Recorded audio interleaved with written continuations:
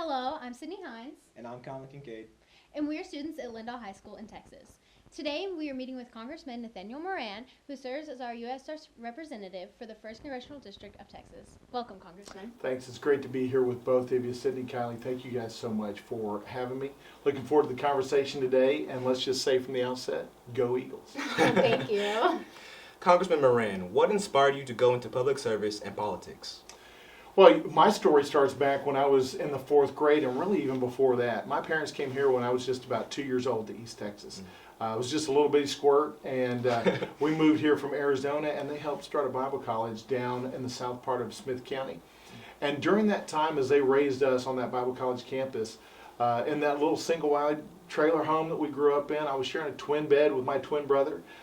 They taught us this, that it didn't take money to make a difference in life, that what it took was a heart of service. And they said pretty prominently early in our life, find the thing that God has called you to do in this life, because we've been created for something great, and to pursue that with all your might, to find, to follow, and to fulfill your call.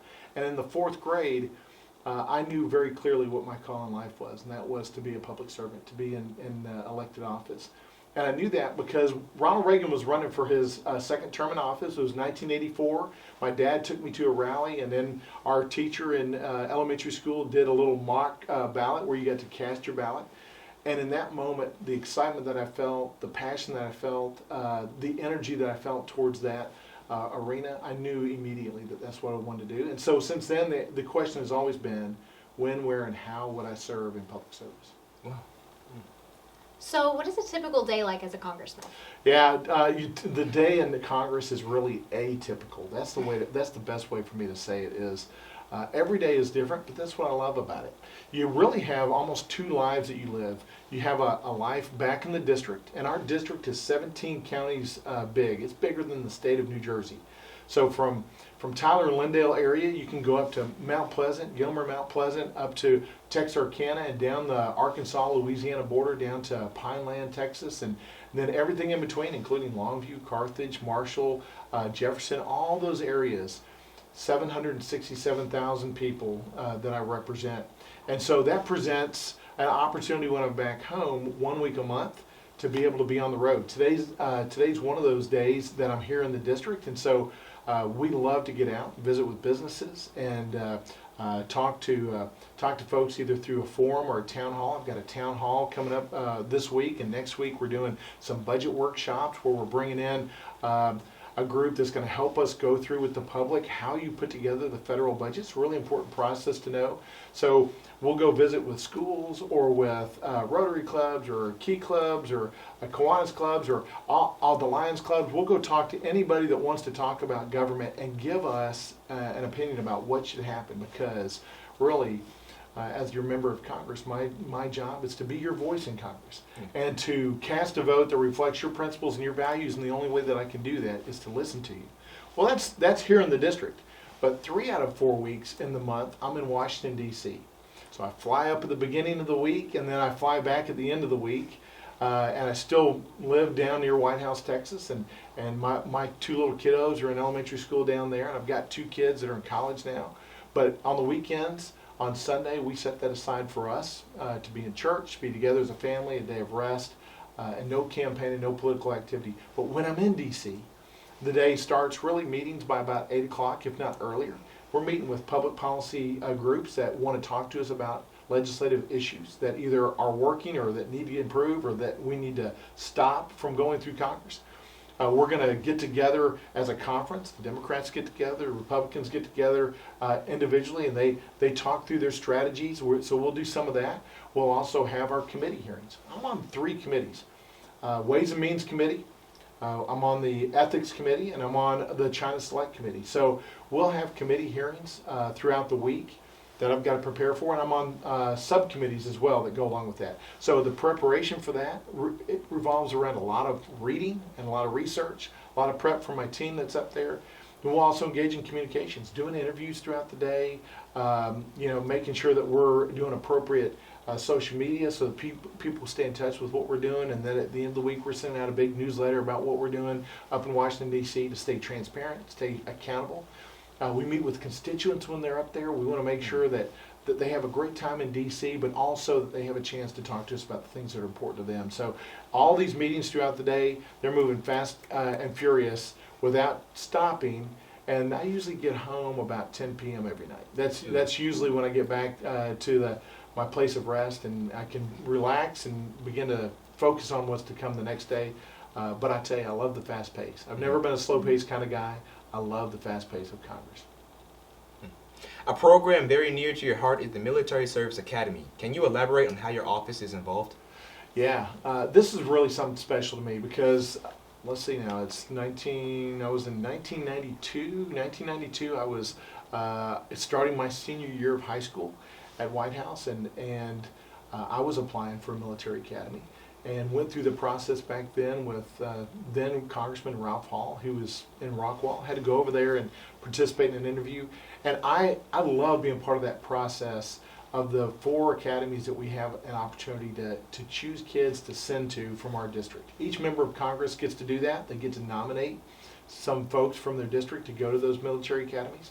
The Naval Academy, the Merchant Marine Academy, the Air Force Academy, and the U.S. Military Academy at West Point. So those 4, we take applications. October 1 is the deadline. So by the way, if you're interested, go to our website, check out moran.house.gov, see the process. We want East Texans to be at every one of those academies, because what I know is this nation needs great, strong, well-rooted, principled leaders of tomorrow. And I think those leaders need to come from East Texas. I really do. So we do that. We'll interview the kids that apply. They got to apply by October 1st. That means recommendations. That means physical tests, a medical checkup. That means a lot of different things. So you got to start early. If you're a junior in high school, now's the time to really start that process. Work through it during the summer. And then those folks apply to those academies as well. And if the academies agree and say we want to take this individual and we've nominated them, then they get that appointment. And we're always pleased to do that. Hold a big breakfast and celebration to that appointment every year. Bring in alumni and just celebrate that opportunity to go to school for free, become a military officer, a leader of tomorrow, and learn to serve your country with duty, honor, and country. So tell us a little bit about your personal experience when you applied to West Point. Yeah, I was nervous. I'll have to tell you, back in high school, I loved looking towards the future, but the truth was I had questions about what was I supposed to do after high school. I wasn't quite sure, and I'm trying to work through that process. And I remember my counselor came to me and said, "Hey, Nathaniel, have you ever considered applying for the military academies?" And I said, "Well, I'd crossed my mind, but never really thought that it was possible." And I'll tell you, it's possible. For those of you guys, and there's so many of you here today that I've met, you've already achieved so much to prove that you're a great student, you're disciplined, you're a leader, you're service oriented.